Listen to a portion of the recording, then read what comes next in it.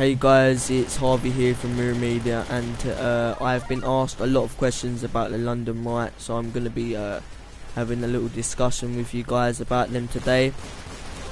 The London riots has been posted all over the internet, been on the news all over the world, and not many people have been getting the clear picture. The media don't know the clear picture. I don't know the clear picture, even though I've been involved and it's in my local area, and I've kind of read every newspaper and watched every news programme since it's happened, because I actually want to know why these things are happening, because, you know, people's lives are being destroyed, people's local towns are being destroyed, and I don't really think it's fair. And I'd like to say that I am 100% behind rioting. I think that if there's something that people need to fight for, or if there's something that people need to riot against, I think that they should do it. I think it's a great thing to be doing, the community coming together and fighting for what they all believe should be happening. But the riots that happen in London is just the complete opposite of that. Most people are just opportunists, or are using Mark Duggan's death, who was a 29-year-old drug dealer who was shot dead by a cop in Tottenham. They are using this as an opportunity to loot, as what they've been called, shops, and just cause chaos around Tottenham, and it's spreading to other areas, and other people are using this to their advantage. People are saying that Mark's death flagged the riots. Rest in peace, Mark. You know, even though you were a drug dealer, doesn't mean you're a bad person. Jobs are quite hard to get around England now. Which is another reason why people are saying the riots were sparked, is because immigrants, whether they're illegal or not, are given priority with housing, are given priority with jobs, because they work for a less wage than English people, so companies employ them. If an immigrant moves over to this country, they'll be put on top of a housing list, even if there's, say, a couple who's expecting a baby, which I disagree with. I think that this country's England, and I think that English people should be put at the top of the housing list. Same way, if I moved to America, I'd expect to be at the bottom and American people to be above me always. But in England that's not the case, and I think that's just our government's policies, and I disagree with them, but that's just my opinion. So in the riots, there's been people as young as the age of 11 taking opportunities, because people have already broke into shops. They're going into shops, they're stealing stuff, they're throwing stuff at police. As young as the age of 11, there was a girl in court. People were standing outside the court taking pictures of people that were rioting. An 11-year-old girl come out, and people were taking pictures of her, and she said to the cameraman, "Fuck off, you cunt." And I know if I was the age of 11 and I would have said them words, by God, my mum would have... Oh my God. I don't even want to think of what my mum would have done. My mum would have just beat the fuck out of me on the spot. I wouldn't have slept that night. But the riots have been seen, cars set on fire, police have been abused, stuff has been thrown at police. And in this country, everyone is anti-police. I am anti-police. I have my reasons for being anti-police, but I think that police need to be there to do their job, to make society a better place. Even if sometimes they do their job wrong, that is not their fault. They're only human, you know. Last year there were students, and students were standing up, saying, you know, that we want the university cost to be reduced. And basically, police used force. They put force in, which isn't seen much in the UK, and they basically used what tools they had to hold back the people that were causing the trouble. And you know what? Yeah, maybe that was a bit tough. Maybe the country's just not used to it being like that. But oh my fucking God. The media, everyone went crazy. Everyone went anti-police, even more than what they was before that. So now the police are trying not to have that impact on society again. They're trying to just, you know, not get on the bad side of people. And I think that this is the time when the police do need to use force. When I went out, when the night was rioting, there was people my age riding around on bikes, and they was telling other men where the police were. And these men were running up to the police, and they were just beating the fuck out of them on the spot.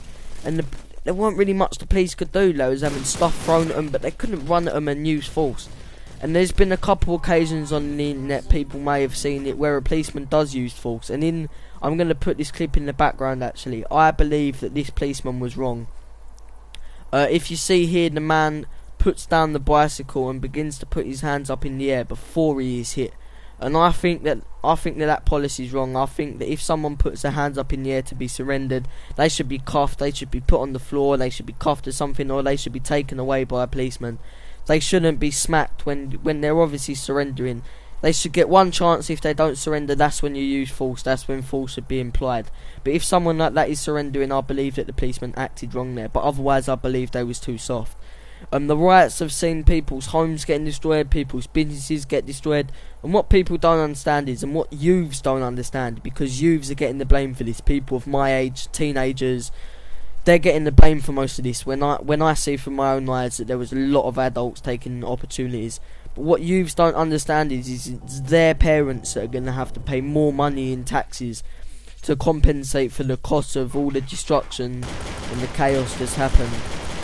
And I just don't think it's right on people's families that people are rioting for no reason, for no cause. There's no conclusion of why the riots are actually happening. Some people are saying it's because someone died. Other people are saying it's because they don't agree with the police. Other people are saying society's too hard. Other people are saying it's because the government doesn't give them enough and they give immigrants too much stuff. There's no real cause for the rioting, and that's the main reason why I disagree with it. If there was a reason saying, okay, the government is giving away too many jobs and they're giving houses to immigrants who have just joined the country, let's riot. Let's go out and let's beat the fuck out of every immigrant. Do you know what? I would agree with that. And if I agreed with the immigrants shouldn't get housing before UK people, British people, which I do, I would go out and I would join in with them riots, and probably most of my friends and family would go out and join in with them riots. But the reason why it's only opportunists, people that are just taking advantage, that are going out and doing these riots, is because there's no real cause for the rioting. And I believe that if there was a cause, that more people would be involved. The government would have to do what the public want, but the public doesn't know what they want. People are going in court, people are giving out different reasons for why they are rioting, why they were caught rioting. There's just all round different reasons for the riots, and there's just no real one reason. So that's why I strongly disagree with the riots, and I hope that there is no more that happen in future. And I have to condemn the people that stood there. There was a case of Sikh people.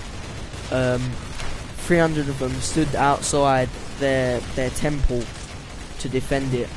Turkish people in their local community, they all come together, and they chased away about 300 rioters, which, you know, have to hand it out to them people, you know, local citizens just doing their part, trying to stick up for their community.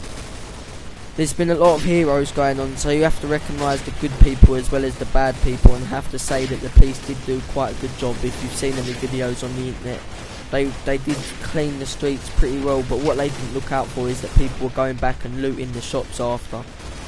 So I just hope that there's no more riots in the future, and if there's any more that does kick off, I will have to do a little bit more of a discussion on that. Put across my view a bit more strongly. I've just touched on this, no preparation or anything. You know, I could go on for hours, and I could go on about what I hate, why I disagree with the riots so strongly, but I'm not going to. I've got to squeeze it into like a 10-minute video. So if anyone's got any questions, any opinions that they want to state, they can either contact me personally through YouTube, or they can just plop a comment down below. Plop a comment. Oh my god, that is a new one. So if you've got anything you want to say, guys, plop a comment down below, or you can contact me personally. Rate the video on the discussion and on the CSS gameplay. I know it's not that good. Haven't played it since I was like, what, 11. I used to be kind of pro. I was going to go to LAN, but I was too young. This is the first game I've played in 5 years, so it's not good at all. We'll be posting some more CSS gameplay if you guys like it, and the next video you will see will be good quality Battlefield Bad Company 2 dual commentary with my friend Coltrane. So I'm looking forward to it, looking forward to hear what you guys have got to say about it, and I'll see you in the next video. Cheers, guys.